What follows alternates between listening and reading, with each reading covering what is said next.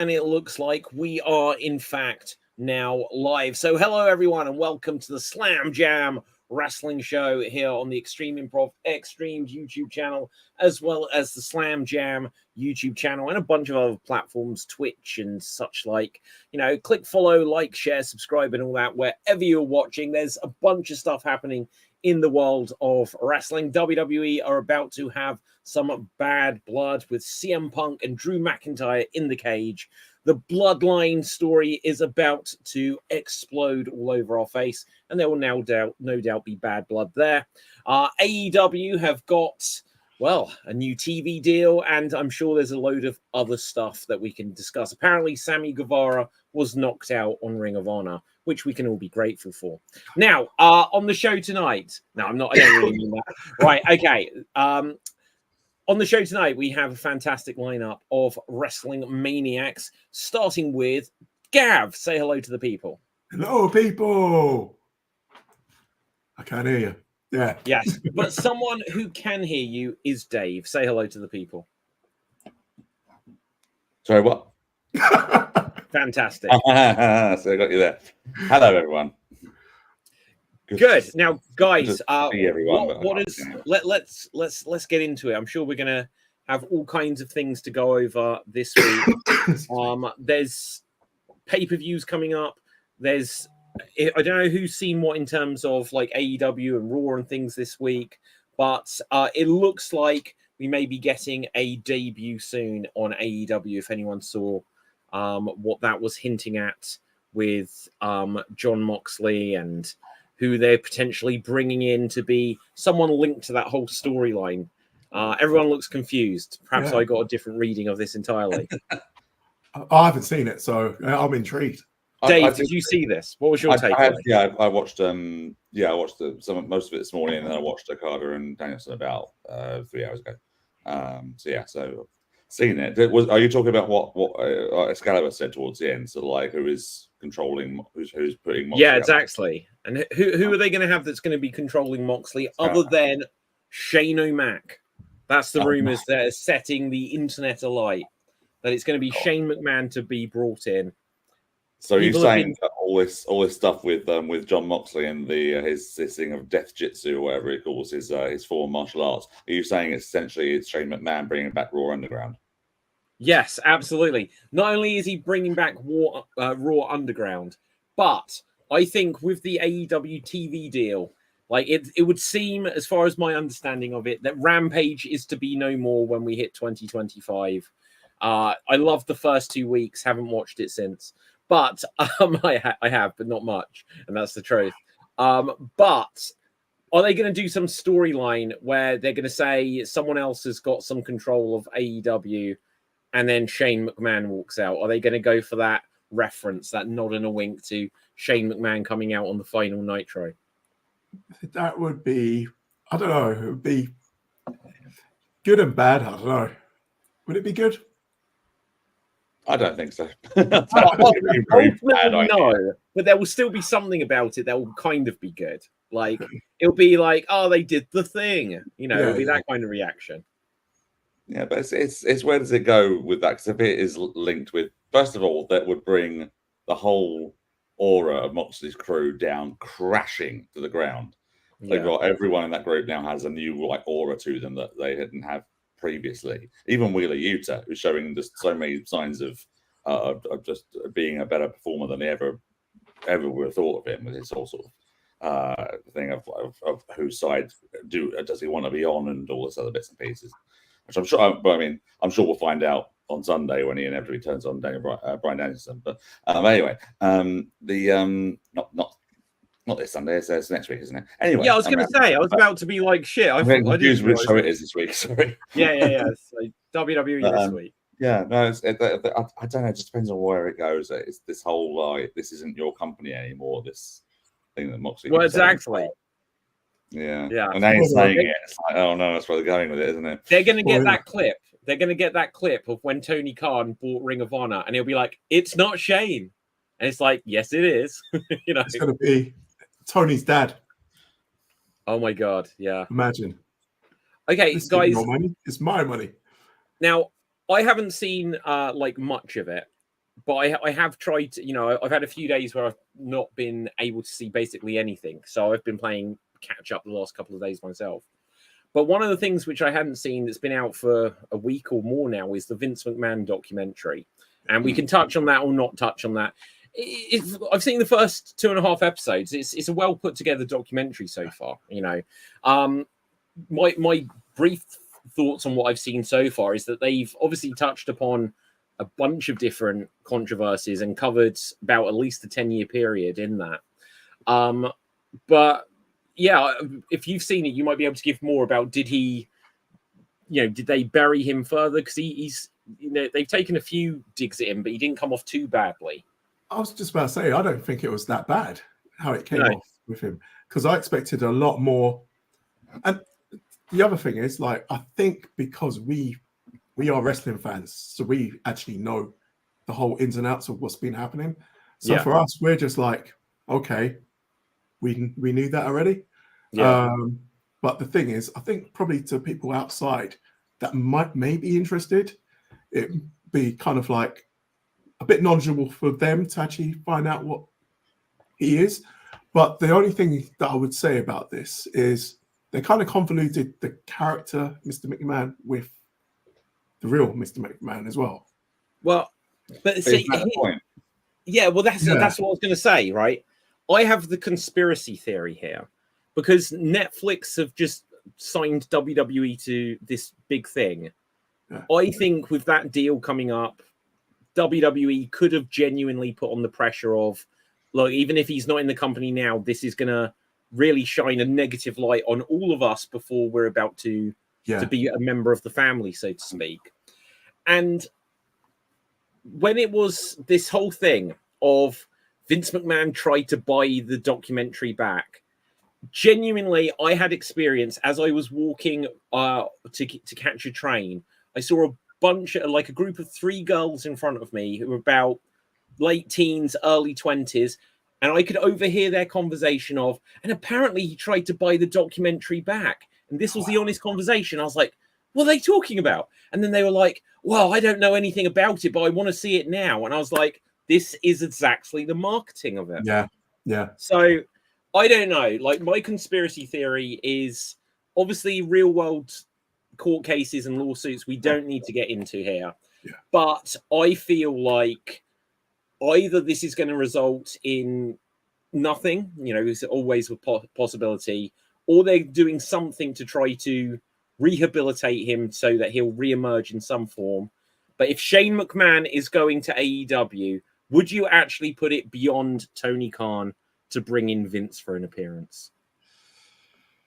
Oh, well, look, he's not going there. I don't think he's going there at all. But he's gone there with everyone. Everyone's got some scruples.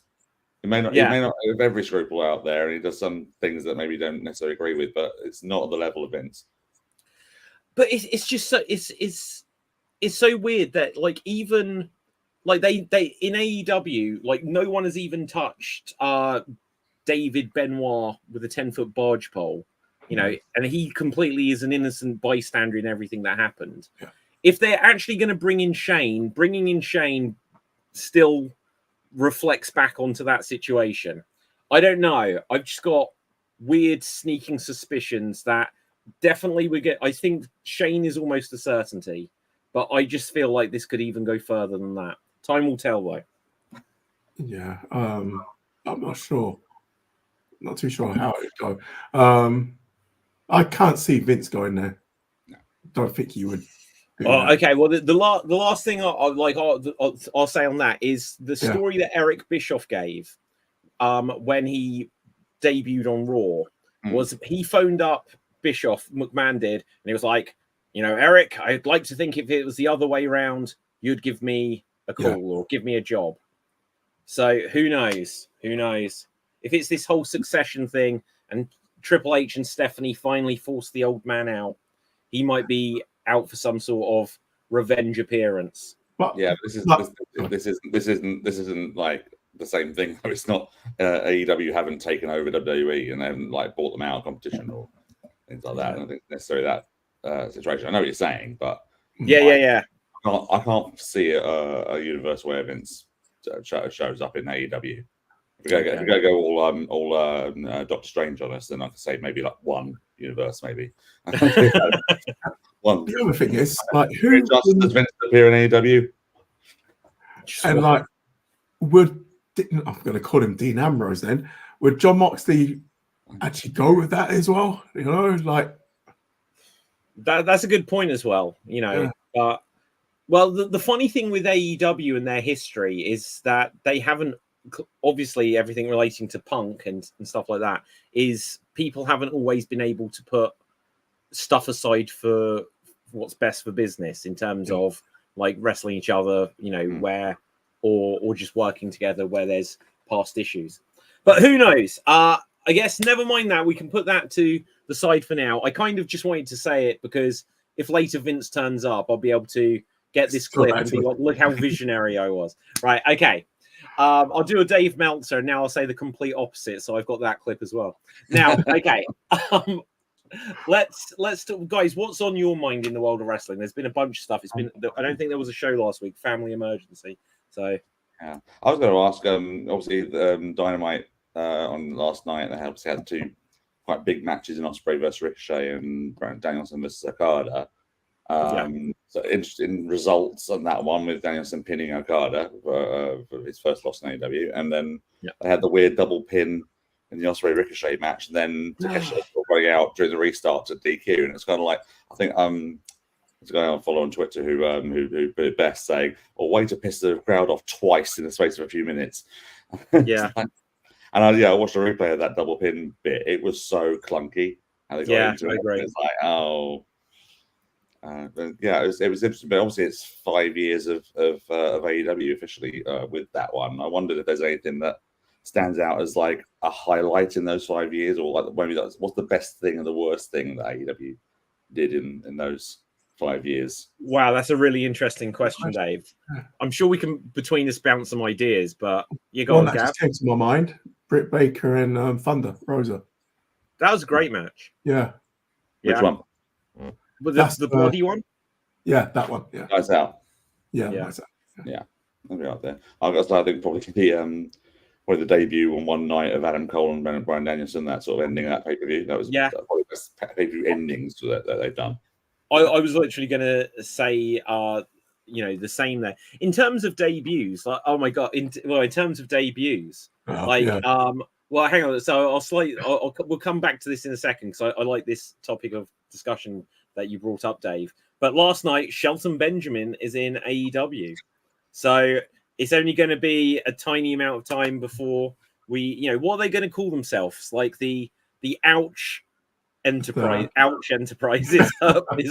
What version of that? He's referencing to business, does he? So it's going to be something business related, I guess. But yeah, I mean, who are they going to bring in? Ashley, do you think? They have to. They have to. Clerks or whatever. Clerks, whatever you want to call it. Yeah. Okay, but let's come back. So in terms of debuts in AEW, probably the biggest was still Punk's debut on the second Rampage. Moxley's debut, like as a surprise, which kind of people suspected anyway, on the first Double or Nothing, was a big moment. They've had tons of like epic matches. It's hard to pull one out of thin air just because there's been so many like 5-star matches, truthfully, So I don't know what the best match in AEW history is. What's your worst moment of AEW history? Well, that one, my mind lights up even more. They have a lot of good matches, so it's kind of like, that all looks good when you line up all the good stuff. The bad stuff sticks out a lot easier. So there was like what was that Mimosa match with Orange Cassidy and Jericho? Which they're still feuding over. That was one of the dumbest ideas. But they've done a lot of dumb ideas, lots of little botchy things. But that's ring. Oh my god, yes! Which the exploding ring. Ring.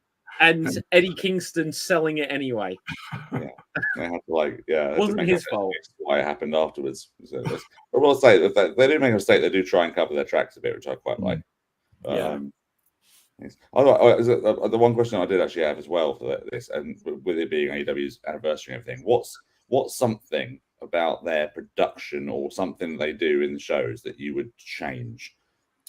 Because for me, it's the constant going backstage to Renee to be interviewed, where inevitably someone's going to interrupt the interview and set up a match for the next show or next week or something like that. Because it's just it's got so formulaic now. You just sort of like sit there thinking, well, there's no point. What do you think about what's happened? You might as well just say, well, I'm not going to say much because I'm about to be interrupted by someone who will only appear to me when they're on camera. Yeah. True. Gosh, I think if I was to change something about their production or just like their format, simply put, they're already doing it. I'd get rid of Rampage and I'd get rid of Collision. I'd make each week have a stronger audience because people aren't spread out so thin, and I would make each show feel like an event. I loved when AEW first started, and I think the first one they did was when before WWE started arguing with them about it, they had across 2 Dynamites, it was like, this is Bash at the Beach, because Cody Rhodes, and the story was Cody Rhodes and Conrad Thompson sat there checking what names had expired that Dusty had come up with, and they're like, it's expired, so they took it. And they ran 2 weeks, like one Dynamite, then the next Dynamite was Bash at the Beach Part 1, Bash at the Beach Part 2. Right. And then by the time they did the next year, they renamed it something or other because WWE had kicked up a fuss. Yeah. But I loved the idea because then WWE with NXT started doing that, where whatever the pay-per-view name was, they'd suddenly have like Halloween Havoc Night 1, Halloween Havoc Night 2, or something like this. And it just sort of started making... with AEW, there's a lot more pay-per-views now, but in their earlier years, they'd have just like the regular TV shows feel like pay-per-views. Yeah. And that was awesome. That was awesome. Yeah. I don't know, Gav, what's your highlights or lowlights of AEW's 5 years? The lowlights, I think it was around the whole CM Punk issue. Yeah. I think that's the biggest low for me. It actually stopped me watching it, to be honest. And I still need to... I stopped watching Collision. Well, yeah, there's that as well. But, it was the Young Bucks that actually stopped me watching the whole of AEW altogether. Yeah. I was just like, that's really childish. And from there, I was like, cancel that subscription. And I can't warrant giving money to them for that. So I was like, nah. But I'm trying to get back into it, but it's hard because my life has taken up a lot of other things since that. But absolutely. Do you know what? And Gav, like we've said it many times on the show, you know, life gets in the way, and you only have so much time where you can watch wrestling. Exactly. And like when Rampage started, I think we said at the time, it's like, wow, that hour was awesome. Yeah, it was really quick. You know, and it was quick, and you felt good, and there was a lot to talk about. Yeah, any show, and like I think Raw is going well. I think Raw is 2 hours, and I think on Netflix it's going to remain 2 hours. Yeah, there's rumors, unless it's been updated since, that SmackDown might be 3 hours. Yeah. So they're still going to have the same amount of content, but sometimes less is more. Definitely.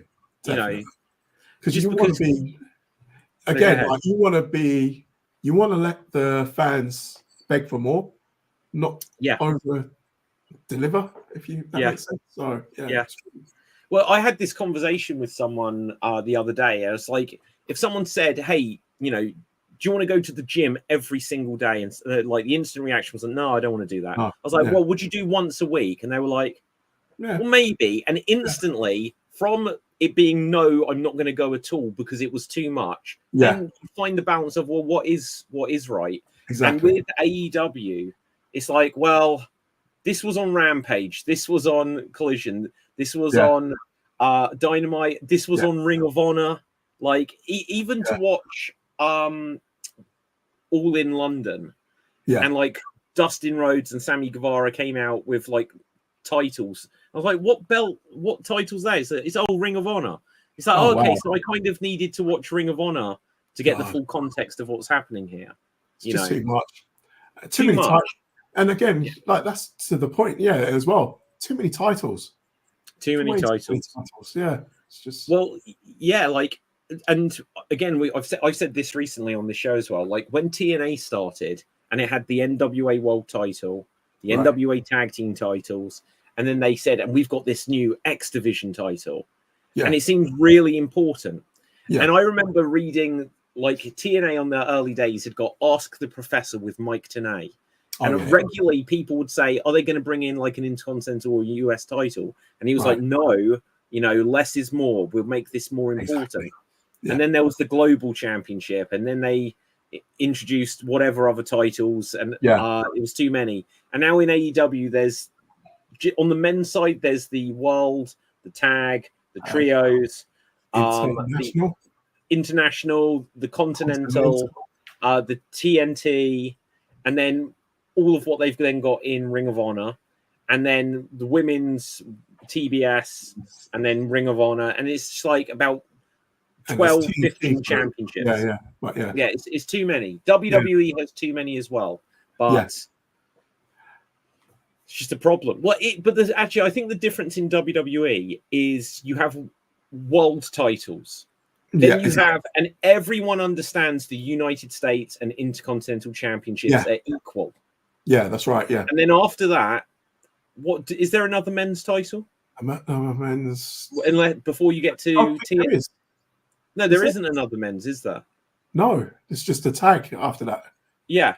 Yeah. So even though, and then obviously in NXT, you've got the North American title. Yeah. And I don't know. Does AEW actually have more titles than WWE? Oh yeah, a lot more.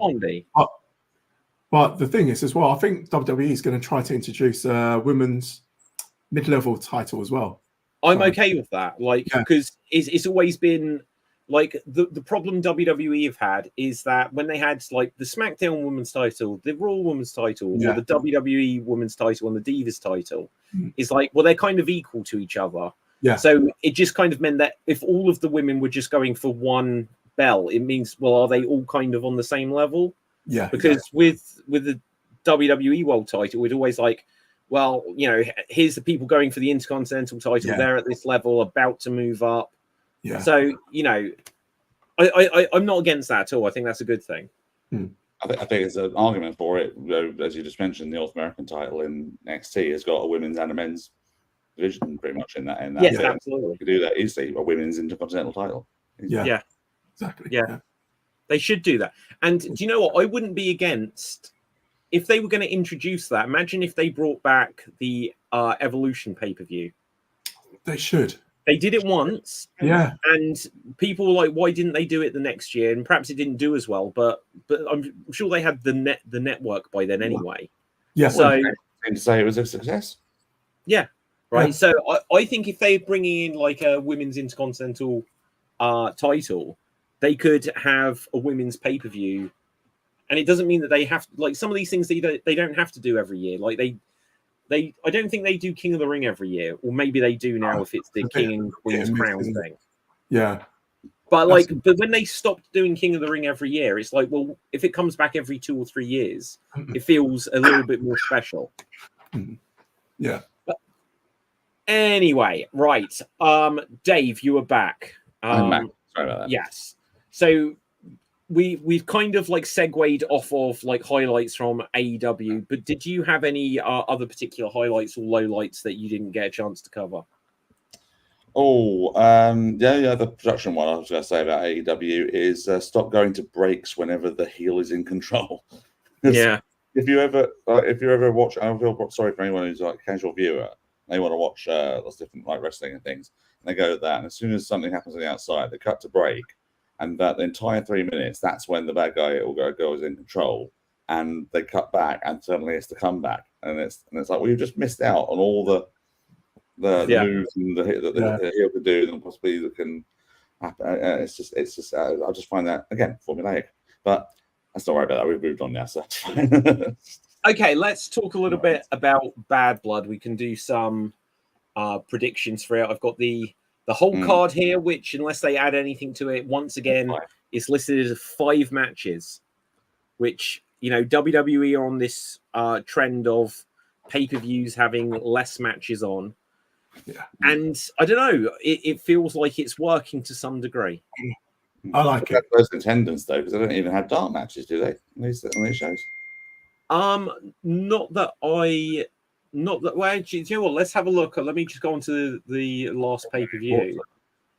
Oh, wait, previous No Mercy. I was going to say they're following the UFC format. Yeah.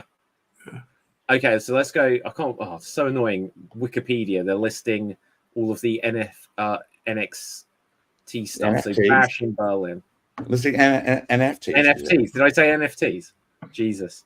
Right. Yeah. There's no dark matches. We can talk about NXT as well. New NXT champion.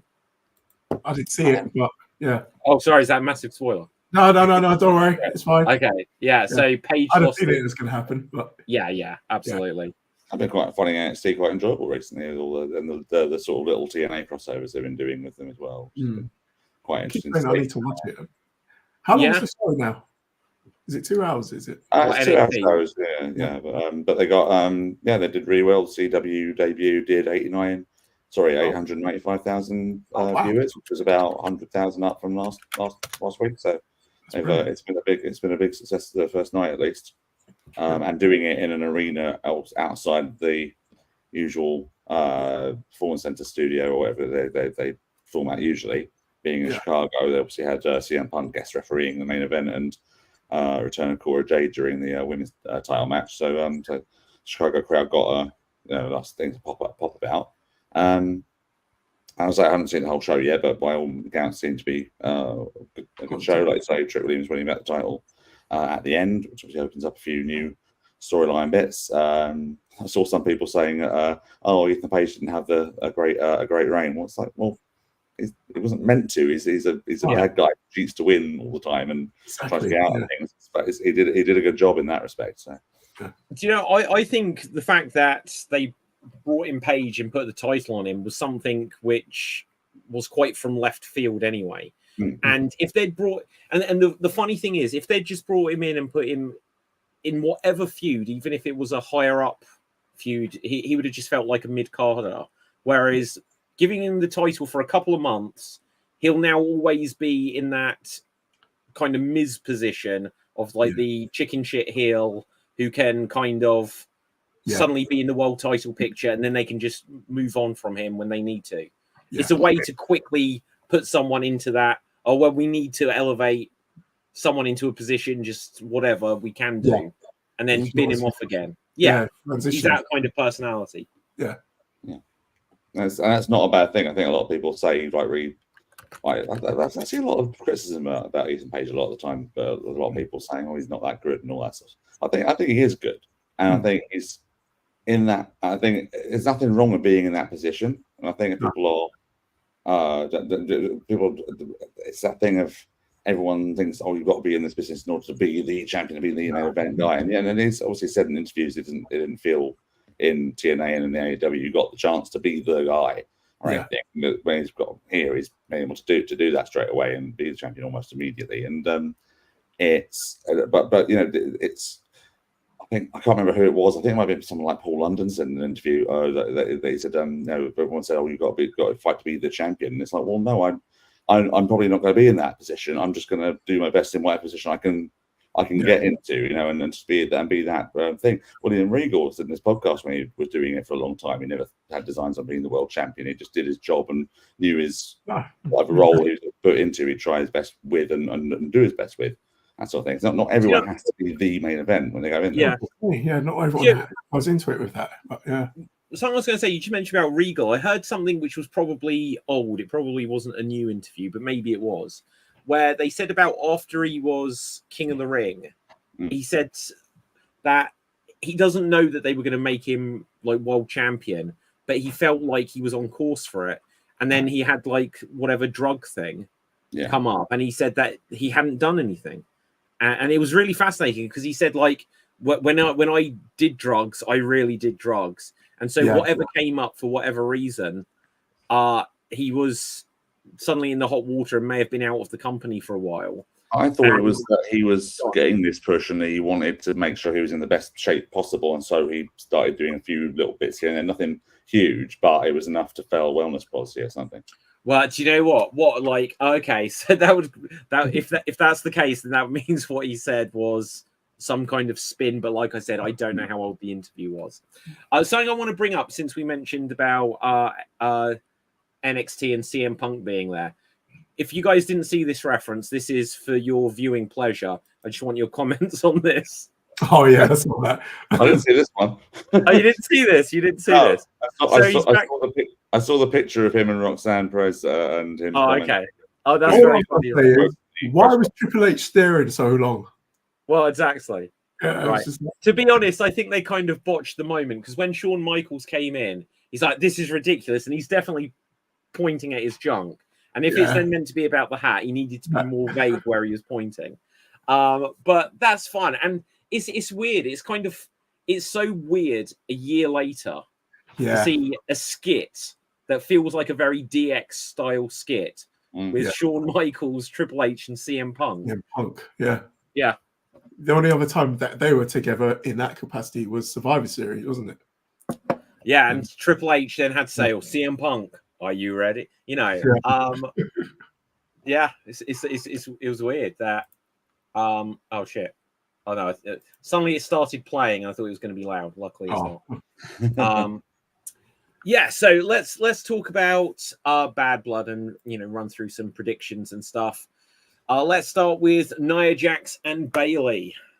Do not care. Sorry, well, I'm not going to lie. There's a reason why I said this one first.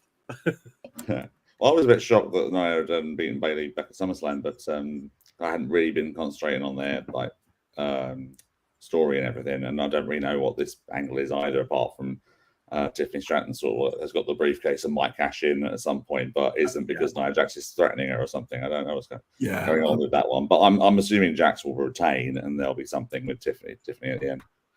Yeah, I agree. Also, Jax won because like The Rock's back and bought her a house, and so the bloodline have to be involved in everything. So do you know what? I've got to give her credit because she's been really good since she's come back. I've got to give her that.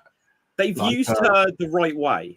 Yeah, definitely. She's been booked right, and again, I've got to give her credit as well because she has been doing a good role with it as well. So I'll give her credit for the fact she didn't kill either Lyra Valkyria or Mia Yim with those annihilators she gave them both. That one with the trash can. Yeah. Yeah, that was a bit So Jax has probably got to win this. Like, Bayley. The unfortunate thing with Bayley, she won Royal Rumble and it was meaningless.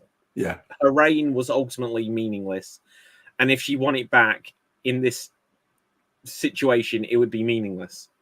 I'm not being bad here, but both women's divisions, isn't it a bit meaningless anyway? The champions, that is, because like Liv's been swallowed up in Judgment Day stuff now. So it's not even about the title for her. So. Yeah, I mean, the interesting thing there is, like, because when Rhea was champion, then the women's title was kind of tangled up in Judgment Day. Right. But Rhea is sort of a more... She's better in the ring, so it seemed more important when she was champion. Yeah. But I know what you mean. It does feel like it is something of a backseat to the rest of that story, which isn't especially about her or Rhea. It's more it's the Dominic in the cage above the the shark cage, which I love it. This is Triple H probably, or whoever looked at what the internet said. Wouldn't this be brilliant if it was custody of Dominic ladder match? And basically they were like, well, we won't quite do that, but we'll have Dominic suspended above the ring. And then the only reason that they can't do it as a ladder match is how do Rhea might be able to do it, but how do you retrieve him? How do you hang Dominic from the ceiling? I don't think they're going to be able to do that. That would be brilliant, actually. Imagine you put someone dangled up there, and you have to win by getting them into like a Samoan drop off the thing. That'd be brilliant. That'd be bad and dangerous. Okay, let's talk. We're on that now. So, what do we think's happening with that? Morgan, Ripley, Dominic in a shark cage. I hope he follows Jerry Lawler's trick of just causing a nosebleed up there. That'd be great. I was going to say that'd be quite good. What was the last shark cage like? Captive was it Paul Ellering on NXT, like a tag team match, something like that? Right, okay, yeah. I can't remember. I think it might have been. No, I can't remember that. No, my favorite one. My favorite shark cage moment is when China like bent the bars out. Get out. She didn't actually get out because she realised, oh, hold on, 20 feet off the ground here. I can't actually do anything. But whoever's up there, always chucks the heel a weapon of some kind. So I think that probably will happen more likely, and Dominic will do something to Morgan, who will then flub it, and Rhea will get it, do something, and then she'll win and win back the title. Okay. If Rhea wins the title now, then what happens to this? That's what I was going to say. I think Liv's got to win it. I think Liv's got to continue the story and push it on. Yeah. How long can you push this story on for? Is it the same story, or does she get new challenges? I think it's going to be a case where like Rhea really needs to get in the ring with Dom now. It needs to come to that. So I was seeing, this wasn't my speculation. I saw it on again Twitter or wherever, saying that so Dominic will end up taking the Intercontinental title from Jay, right? I could see that happening. Yeah. If that happens, what I'm about to say would completely just leave Jey Uso buried. But I could see Rhea Ripley winning the Intercontinental title off of Dominic. It's a big callback, isn't it, to Eddie, China, title, all that kind of stuff. So, that would be fantastic. Okay. All right. Well, like I say, it's a bit. Whatever happens, let's just move on to something different for both those titles, and let's move on to some new challenges, fresh stories, and fresh faces in that division as well. Yeah. Okay. Next up, we have Damian Priest, Finn Balor. This is their first match since their breakup, right? Yeah. Okay, so I think this will be the first of a few. Yeah. And so naturally you would think that Finn is going to win, but I think Priest is going to win. I think Priest has to win this one. I think it's a bit I don't know. It's Finn wasn't in that tag match last month, was he? It was I can't remember what. I didn't see that one, so I didn't actually remember about it. But I don't know. Even though it's called Bad Blood, I've got a feeling it's going to be like a face-heavy win night on this one. Yeah, my predictions are. The only one I've got that's the bad guys winning is Nia. So I'll go with a Priest win on this one as well. See, I'm the opposite. I think Finn's going to win. I think it makes sense on the TV just lately of Damien that it's that thing of whoever's dominant on the go home show is then the losers, and on the next one they've done quite of him. You know what? I think it makes sense for Finn to win, but I think Damien needs to win. He lost the world title, so I just think what you just said there, he was a world champ, so he's still up to me. Finn has lost a lot of credibility, and I think he's brilliant, but I think he needs to build back up. So I worry you can't build Finn up now. But remember, he's a tag team champion, which in the booking committee's eyes sometimes means singles wrestler over a tag team wrestler. No, it's true. That's true. No, honestly, I don't know quite how you. Like Finn Balor, he'll have a good match with anyone. He's capable of having a good match with anyone. But I just don't know how you make him seem a credible star, because I think he reached his level, and I think in the Judgment Day, everyone loved the Judgment Day, but the thing about it is that it emerged that they got rid of Edge by bringing in Finn, and then it was like, well, Rhea and Damien are more interesting. Oh, and Dominic's really interesting. And then it's like, and then the story of, well, shall we bring in JD? It's like Finn was really just something of a spare part who was like, they were teasing for like 8 months. Oh, when are we going to turn him and Priest against one another? But they could never quite decide when to do it. So I don't know. I don't know how you quite make Finn Balor a world champion contender again. But I don't. He's not. He's not. He's not, and it's a real shame. Yeah. Like, I think one of the biggest tragedies in terms of, like, you know, outside of an actual tragedy is Finn Balor got injured winning the Universal title, and that's a massive what if, because if they'd pushed him and he'd been like, maybe it wouldn't have taken off, but he would have at the minimum been champion like 2 or 3 months. Yeah, exactly. And that would have changed his status from, oh yeah, they said he was a Universal champion, but literally no one has a memory of it, because no one has a memory of it. It was a celebration only. But then I think turn to with that KO. Do we all even remember him being champion? Really? I do. I remember his match where he lost it against Goldberg. I was going to say that. There's only 2 matches I remember. That one and when he won it. Yeah. Oh, wow. With the whole thing with Seth and Triple H. Yeah. I don't know. I think Kevin Owens could be world champion again. And I think they'll make him world champion if there's all this stuff about will he go to AEW. But personally, I think it would be a mistake for him to go to AEW. I think so. I think WWE always like him, and even though there's been the changeover from Vince to Triple H, he's always just been in the position of, we want to get behind you, but this other thing is more popular at the moment. So just wait your turn again.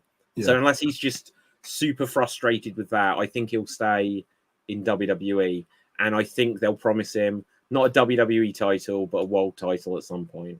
Although, is he on SmackDown? Yeah. He is, isn't he? Yeah. It'll be WWE, Yeah. On SmackDown. Yeah. Okay, so who did we actually say? Who have we got for Balor and Priest? I say Priest has to win. Same. I'm saying Finn on this one. Oh, okay. Yeah. Okay. And now we come to the interesting stuff. Let's go with the bloodline first. Cody and Roman versus Solo and Jacob Fatu. I was going to say, who is it? Because I just said the bloodline on my screen, so I don't know who it's going to be. Do you know what? I've just got to say, Jacob Fatu, the baddest bloodline member anyway, you know? Yeah. And I just love that guy. I can't wait to see him and Roman. But I think The Rock's coming back sometime. Yeah. I will say right now, Jacob Fatu to win the Royal Rumble. Ooh, That's what I'd like to see win it. Yeah, that would be brilliant. And then Cody at Mania, that would be pretty good. Oh my God. Does that work though? So what, Roman versus Rock, non-title. Does Rock want night one? No, I guess not. I'm saying of someone who I'd like to see. I'm sure he'll be in there for very big impact and things like that. Do you know what? I would like to see him beat Cody. I can absolutely see Jacob Fatu being the person that eliminates and beats however many Kane and Brock got rid of. Yeah, definitely. You know, whoever's got the record now, whether it's who is it? Is it Brock? Roman, Is it Roman? Well, he beat what? Kane. Okay, fair enough. Whatever. The in one night thing, yeah. Roman Okay. I think 13. I think one night. So then, do you remember? Was it like 2020 when Drew Oh eliminated no, Brock, of course it is. Yeah. No, but I don't know if Brock actually beat it. He did. You're right. I did. Okay. Right. So anyway, I can imagine Jacob Fatu being the person that eliminates the entire ring. You know, and then it'll be whoever can eliminate him, then goes on to win it, sort of thing. Yeah. That's because, like, when Roman sort of broke that record himself, was the one where everyone wanted Daniel Bryan to win and he wasn't in it. Yeah. But they did that and sort of to test the waters, and then the next year they gave Roman the win. Yeah. So, and again, it's a different person in control. But I can see with Jacob Fatu that they're going to give him that push to the moon just to see, excuse me, what the reaction is, just to build him up as that threat for the next year. Yeah. But I don't know. I don't actually see Jacob Fatu as winning the Royal Rumble personally. No, I don't see it, but I would love it. I'd be happy to be proven wrong. I wouldn't be against that. Yeah. Solo though, Solo just feels like nothing next to him. Yeah, the fact that he is supposedly the tribal chief above Jacob Fatu is just a laugh. Yeah, he's not that. I don't think he's that bad. No, but He's probably got like the mic sort of skill over maybe Jacob has, but it's just that character thing. It's a little bit like I don't know. I don't see the bloodline at the moment as being a little bit like the Bang Bang Gang on AEW. You've got the leader Solo and Jay White, and they've got that Looney Tune sidekick next to them. So Jacob Fatu is essentially the Juice Robinson of the bloodline, where he is a bit crazy and a bit mad out there and all that stuff, and he's the one who's getting all the attention. Yeah. No, that's a good comparison. And but of course, he also got the Guns and the God or whatever, and who are both rather rubbish tag teams. Yeah. Okay, so who are we saying for this? What's going to happen? Is The Rock going to return at Bad Blood? I don't think so. Maybe not Bad Blood. Yeah, but I don't know. When is Survivor Series? Is that the next one?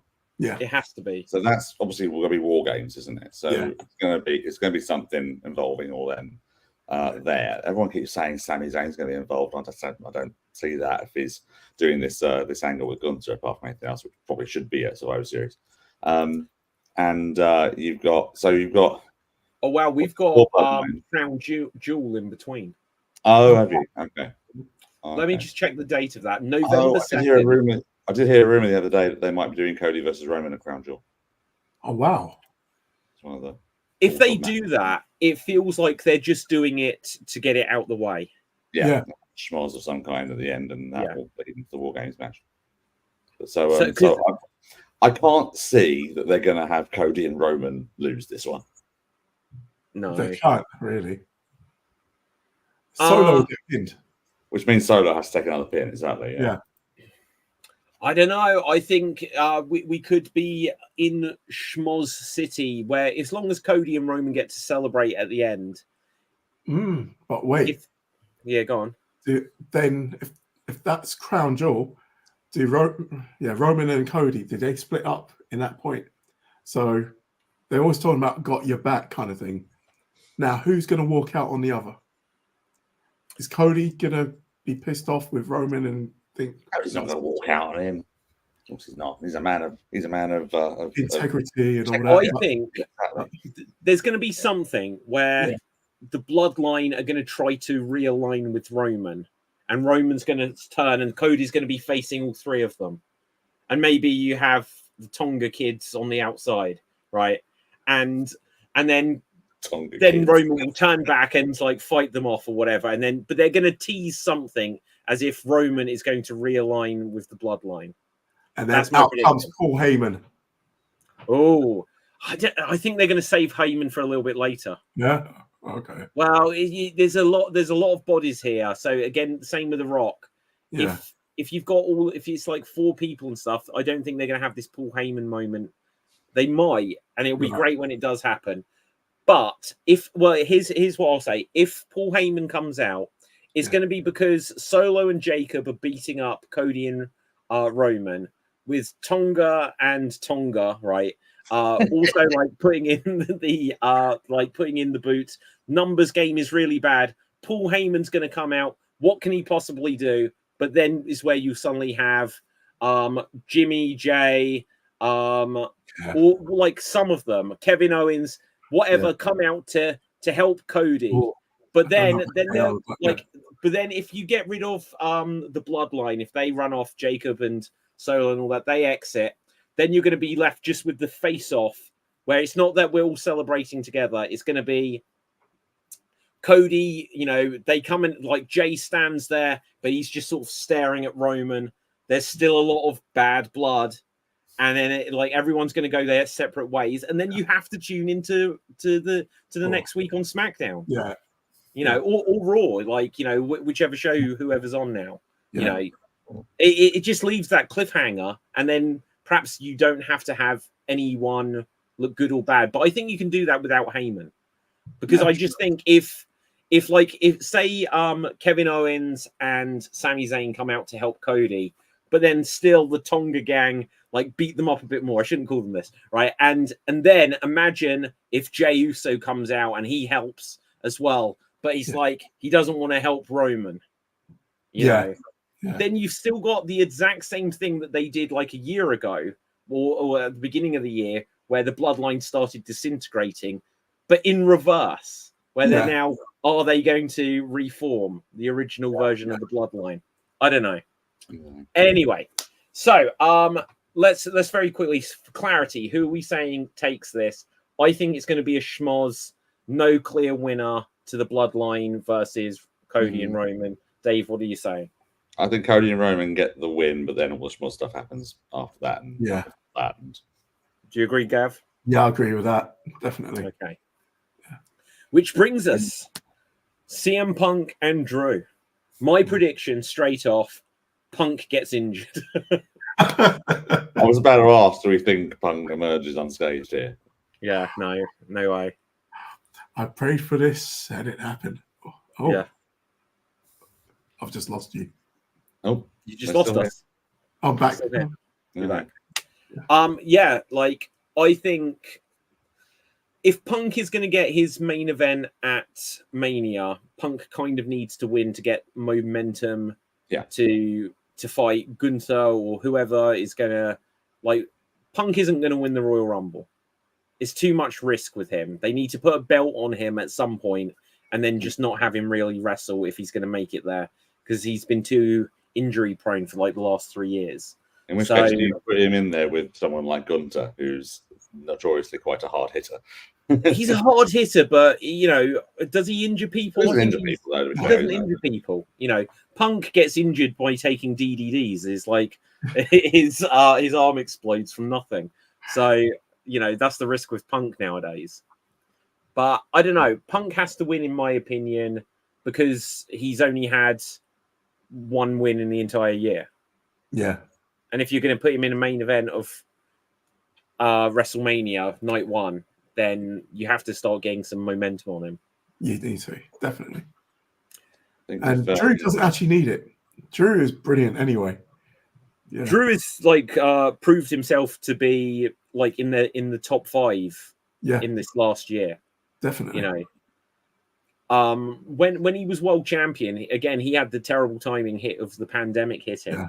And we didn't get to see, obviously he could have good matches, but we didn't get to see the best of his character. But the CM Punk situation for him and the change of regime, so now he's got the freedom.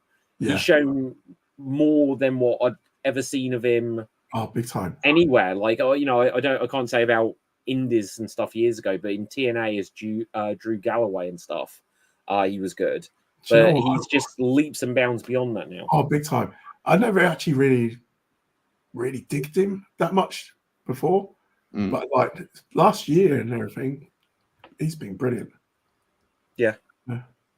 It's just taking that little, I don't know, like a nugget of reality that obviously whatever has actually happened between him and Punk in the past, and they've just worked on it and just made some really good moments in this bit, even if the bracelet stuff was getting a little bit over the top. Yeah, too much. But yeah, it's been quite immense. I'd actually forgotten about the fact that Punk's only had like 3 matches in this entire calendar year. So so he needs to get back in there and actually start wrestling a little bit more often, I guess, in order to make sure he's not that injury prone. But yeah, I think you're right. I think he has got to win this to get any sort of momentum and anything back on what they've invested in him. Obviously, they invested in him. I'll tell you something. Look, I had this email from WWE earlier because I'm that special. Don't know if I'll be able to show you because it's a stupid thing. But literally, okay, look, Raw going to Netflix. Look who's front and center. Right. You know, they know they absolutely know that Punk is like. Did any of you guys see? There was like Punk was on some podcast. I'll try to say what it was because it seemed a really good podcast overall. I'm shocked. I'm shocked after what happened. He's ever going to go on a podcast ever again. So. The last year though, he's had so much fun going on interviews with, what was that one he did with like Ariel Helwani, where he just he spoke about everything that was supposed to be he's not allowed to speak about stuff, and so he was on the No Contest Wrestling podcast, and he was saying about that he got a phone call from Nick Khan saying about like, oh, you know, you're interested in you potentially coming back. and where it's Chicago for Survivor Series in like 3 days. And if it's true, he says that like there was no contract and they had to get everything sorted out. And he kind of told the backstory of that, which was fascinating to hear. I feel like there's no way. I think that's a bit of smoke and mirrors, because I just remember Punk walking out of All In London from last year with the belt over his shoulder, doing the whole Roman thing. He'd got it well on. He'd turned up backstage at Raw when he was still in AEW. He was like mentally out of the door a year and a half before he left. And so I don't believe, so they might say, oh yeah, we had no agreement. Oh, there was no like 90-day thing or whatever. But I think it was all in the works for him to get out of there. I was going to say, yeah, go on, Gav. Because I was there thinking that I had a feeling he was intentionally trying to get fired. Yeah. That's how I feel about him. See, here's the thing: Drew McIntyre's photo with Jungle Boy, right? That would be interesting to know a bit more of the backstory of that.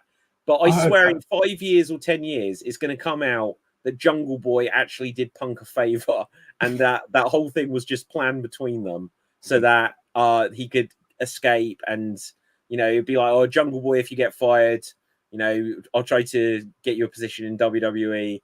If you don't get fired, use it, and then you'll be the scapegoat, and then he's main eventing or going for world titles at least on Apparently AEW. with that photo, it was the case where they bumped into each other, and Drew was like, "Oh, we've got to get a photo because it's going to do really well if we do this with the internet." Yeah, so that's what the motive was behind that. Okay, but it definitely was really good for Drew. Was it really good for Jungle Boy? Seems to be doing all right. Well, yeah, absolutely. But like, it's just like, if I was Jungle Boy in that situation, and if you genuinely didn't like CM Punk, it's like, well, do I want to help CM Punk's feud here? Does that actually help? That kind of helps CM Punk. Well, the thing is, with that, Drew is like, not being funny, he's on a bigger pedestal than Jungle Boy. Yeah. So Jungle Boy can use that to pedal up as well. So yes, fair point. Okay, so I'm saying Punk has to win. Are we all in agreement? Okay, awesome stuff. So, guys, that's our prediction. So, we've been going just under an hour. Before we wrap things up, we could have a few more minutes if you guys are good for it. Are there other things that we've not covered that is on your mind? There's one thing, I don't know if my background sort of gave it away or not, but about half hour before we started. Yeah. Elimination Chamber in the UK next year. I'm there. Did you read anything more about that, Dave? Because literally, I think I shared that. I don't know who posted it, but it was, I didn't see anything else. Okay, let's see if I can get it, because I think that was posted by Sports Skeeter, who usually reliable enough, I guess. Depending on where it is, of course, because it's up there. But that'd be interesting. I know. Yeah, I was going to say, when I heard Clash at the Castle's coming back, and then it was in Scotland, I was like, bit far. The thing is, though, I remember like a few years ago, Stephanie McMahon was interviewed about Elimination Chamber. She didn't press for it, and they said that they weren't doing it as often at that point because they need to find arenas that can actually manage to hold up that chamber, right? Because it is so heavy, and so they need to make sure they've got buildings that are like strong enough to do it. So I'm trying to rack my brains thinking what arena in the UK they probably possibly use, because even if Wembley Arena probably could do, but it is a bit of an older building. Is it going to have that contraption to have the contraption to put that on? Is it? I mean, what other arenas can we think of that might be able to do that? I don't know. Yeah, I don't know the buildings at all well enough to be able to comment. But that's an interesting thought. So, but what I've just brought up here again are posts on Twitter. Just having a look here. According to last year. Sorry, it was in Australia, wasn't it? Yeah, it was. Yes, it was. It was. So it says here. The current cities leading to host the event are Manchester and Birmingham. Okay. Let's do it. Interesting. Yeah. I can imagine they're going to do that. Do we know all this stuff about like the mayor tweeting Triple H, and then there being these photos of discussions about WrestleMania coming here?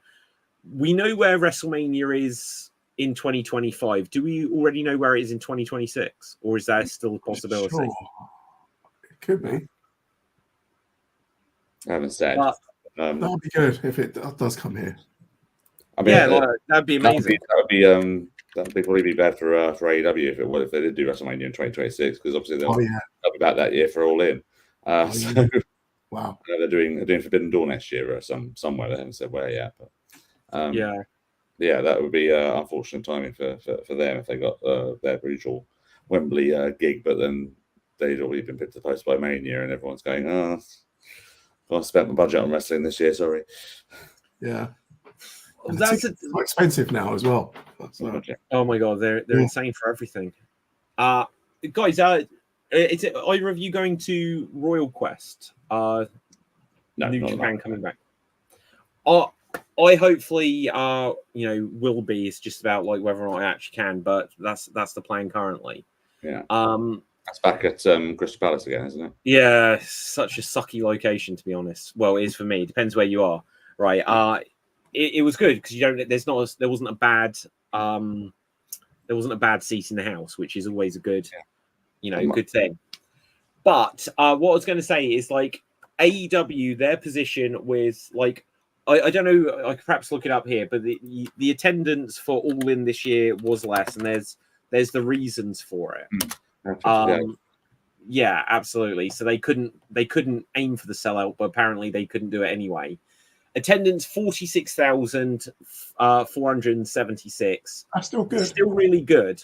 Yeah. Obviously that's really good. That's amazing. Yeah. I'd love to get a show that tells that.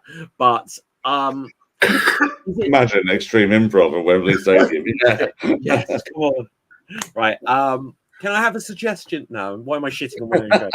Okay. God, sorry, what was that? Sorry. Yeah. Dave, run up with the mic, will you? Right. Okay. Now, but anyway, so it's the law of diminishing returns. Like AEW, when they did it the first time, I understand completely that off the crest of the wave, they announced immediately next year we'll be back. And then obviously just before they announced, well, next year we'll be back with Forbidden Door. And then we'll be back in 2026 for All In. But I don't even know if they confirmed that they would be back at Wembley with All In. But with WWE clearly sniffing around a WrestleMania, where is going to host WrestleMania other than Wembley? See, this is where like I always go back like a couple of years ago. I was away on holiday at Butlins, and I was wearing a wrestling. Which one? Bognor Hey. Love it. Yeah, and actually going down there in a couple of weeks. But I was wearing a wrestling t-shirt, and one of the guys that was actually working down there, he was like, "Oh my god, are you a wrestling fan?" I said, "Yeah," and he goes, "Oh, I heard All In is coming here, and I'm getting it just to get a chance to see CM Punk. I heard that he might be on it." And I'm just there thinking, hang on a minute. After everything that's happened now, after the fact, it's just like, why did Tony let him go? God, I know. Come on. That was your milk. It was a weird situation. Like, I don't know. Sorry. That was your milk? I was going to say your cow, the milking, but yeah. Sorry. I'm going to use that, Gav. I'm not going to lie. That's good. I'm going to use that. Oh, that's David. I couldn't leave it there. I was like, what do you mean? Oh my god! Do you know what? Actually, the only thing that sort of brings to my mind is, and like this isn't at all like amusing, but do you remember when Michael Jackson died? Yeah. Like the doctor who they ended up, I don't know what the end of the story was. The doctor they ended up saying was responsible for giving him the drugs. Yeah. Michael Jackson would say, "I want my milk," to refer to the drugs. So, all right, there you go. How about that? So perhaps I won't say. I'm not going to use that going forward.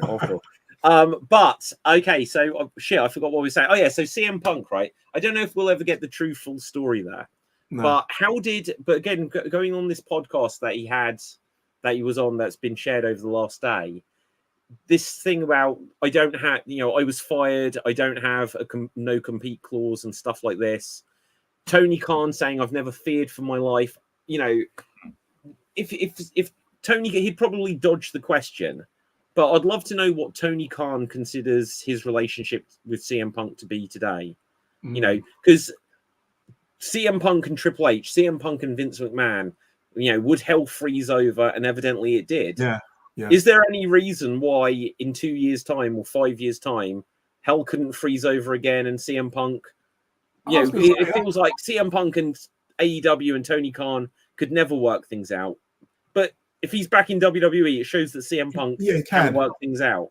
Definitely. And like the thing is, even with the Ariel Harani interview, he was there even saying that Tony's not a bad man. So it's just that he was a bad booker or a bad businessman. He was basically saying, because in that interview he was like, what was he saying? He's like, it wasn't a business based on making money. No, it wasn't. But actually, do you know what? Something we haven't spoken about at all, other than very briefly, is AEW do have a new TV deal. They're staying on TBS, TNT, and they'll be part of the streaming thing in the States, which is good.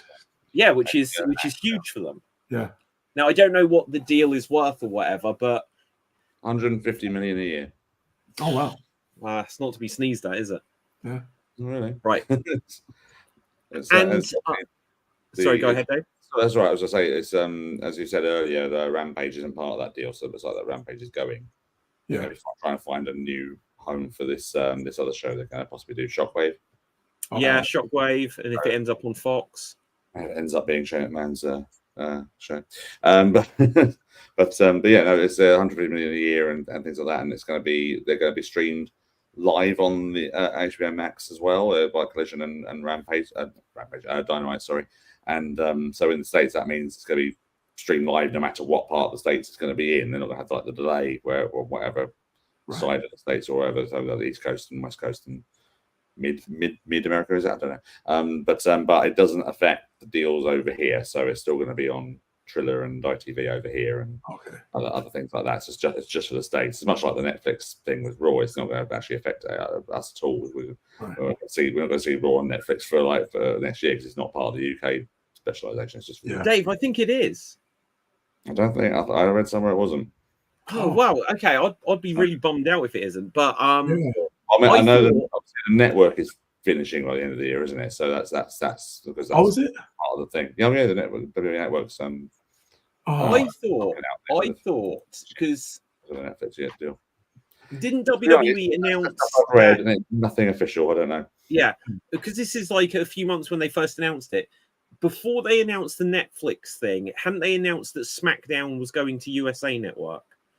And then when they announced the Netflix thing, they said that around the world it's going to be on Netflix, and then eventually SmackDown will come to it, but not in the US. I don't know, mate. It'd be interesting. Either way, it's simple. I will get a VPN. I will watch the American Netflix. Yeah, exactly. Yeah. What about this thing that obviously last Monday they had the last 3 hour Raw. Yeah, that's going to be 2 hours from this week as USA, which I found very unusual. Have either of you seen the full Raw from this week? Because I've only seen highlights. I saw it. Yeah. What was highlights? Oh, okay. So Gav? What was the full 2 hour Raw like? Did it improve the show? Hang on, was that a 2 hour Raw? No, it's the 3 hours has just gone. That was the last one. I was going to say. I was going to say because I didn't see it. I didn't see it. I only seen highlights. So is it next week? It goes to 2 hours? Monday, it's back on to 2 hours. I think that was a decision by the network. I think as obviously going to be Raw's going to be going to Netflix, they're probably thinking, we'll just bring them back to 2 hours then if that's what they're going to do on Netflix as well. So. But yeah, it's an odd decision by a network who probably would want as much advertising as they could possibly want on their network from a proven commodity show, But I liked how they I did like how they've been building this last monster standing match between Bronson Reed and Braun Strowman. They built it last week where one of them was wearing the top rope, the other one caught them was going on the top rope. And I was like, oh god, they're going to do the suplex spot. They're going to do the ring break again.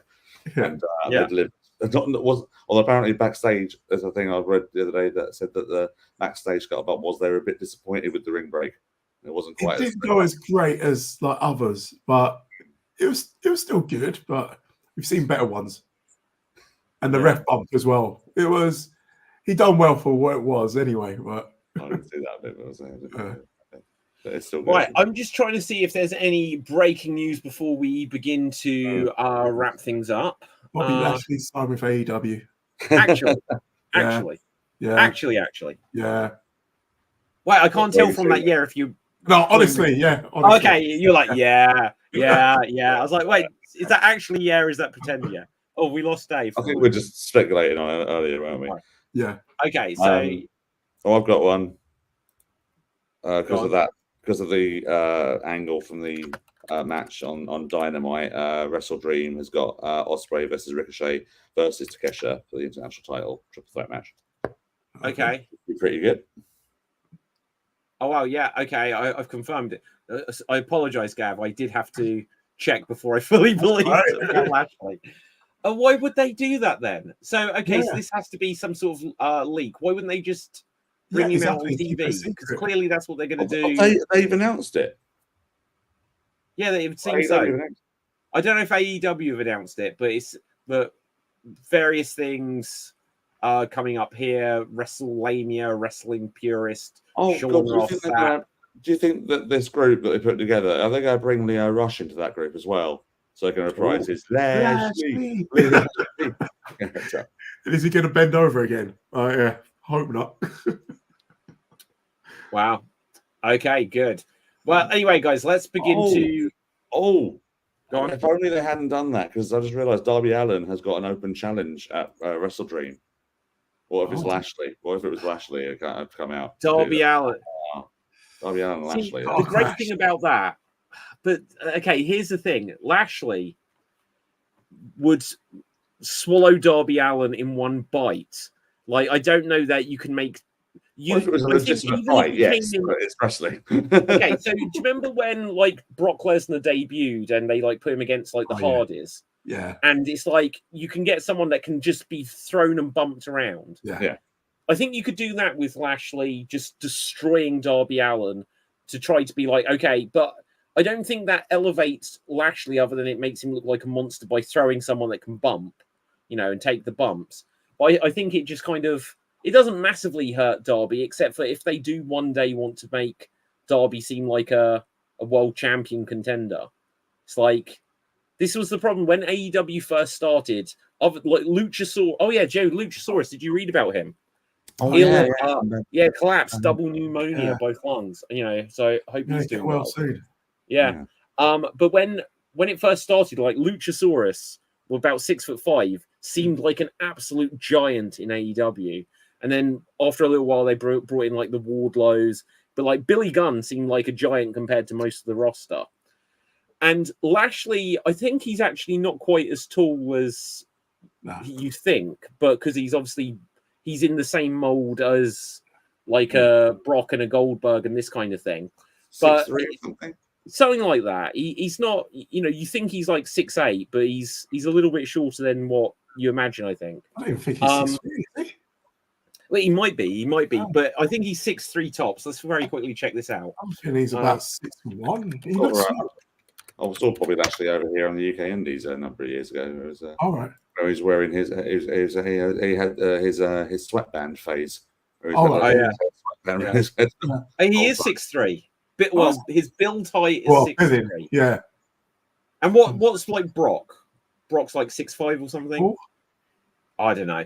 But anyway, he'd make Darby look small, like ridiculously small. And Not so like but no more than a Powerhouse Hobbs or a Luchasaurus or anyone else like that guys that have made him look small.